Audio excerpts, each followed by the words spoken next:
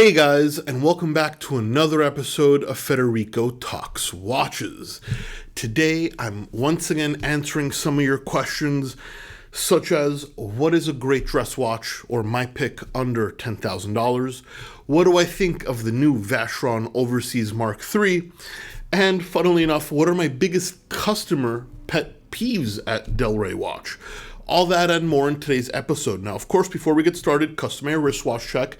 Today I'm wearing my H. Moser Pioneer with the green dial, orange strap, kind of matches the polo, at least I think so anyway. Absolutely love it.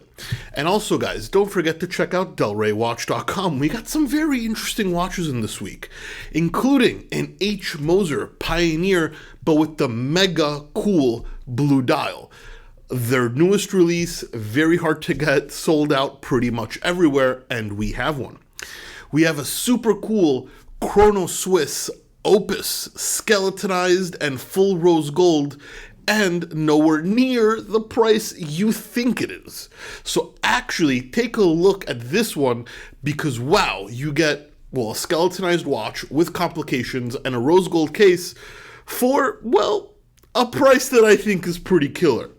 And an IWC Spitfire with the bronze case and green dial. What a cool vintage feel this one has. All that and more at DelReyWatch.com, link in the description below. So yeah, guys, these are some of the questions you asked me on my Instagram account at Federico Talks Watches. I put up a Q&A picture about once or twice a month. When you see that, feel free to ask your questions. However, when I get enough questions, I take the picture down. Please do not DM me, as I don't really check them. Now, in no particular order, we start with Hrishi 10. Why is it so common to see used luxury watches that are worn so little? Well, there's two answers to this question. The first one is you'd be surprised how many watch collectors are out there that wear their watches in a very large rotation. I mean, some people have 10 or more watches. Even me, I don't wear some of my watches a ton because I have a lot of other watches. And that is the case with a lot of people, particularly with higher end watches. So they're wearing it in a rotation and it just doesn't get that much wear. The second thing which you should be careful with is polishing. Just because it looks very unused or they tell you it's very unused doesn't mean it wasn't beat to shit and polished heavily. How do you tell? Well, this just takes experience and a trained eye, and of course, you should only buy from a dealer you trust. Jan Fit BC. Hello, Federico. Hope you're doing well. Thanks, Jan. Can you tell me a nice dress watch under 10K? Thank you. Well, Jan, actually, I can. And my favorite dress watch is very much under 10K. I would go with the JLC Master Ultra Thin Moon.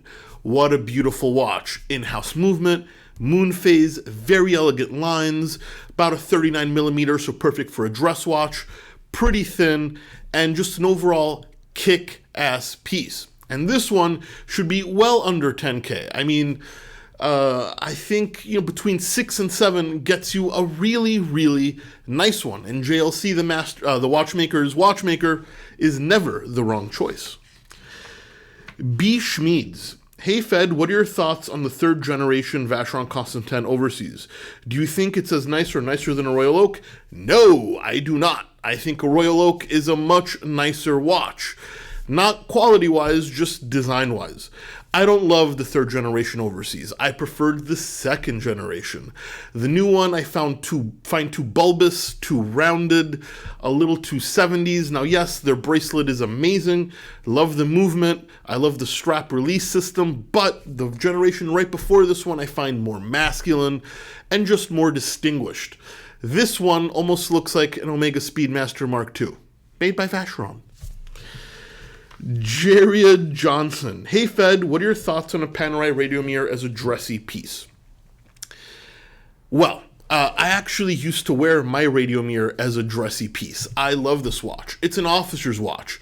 A wire lug design with a cushion-shaped case and a very simple dial. It even comes in a 42 millimeter if you prefer a smaller size.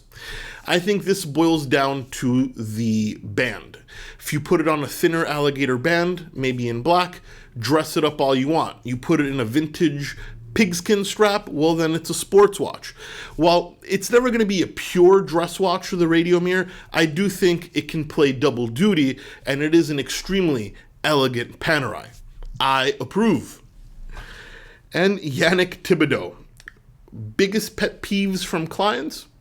Well, let me start by saying I love pretty much all my clients at Delray Watch. I'm very well aware I couldn't do it without them, and I couldn't do it without you guys.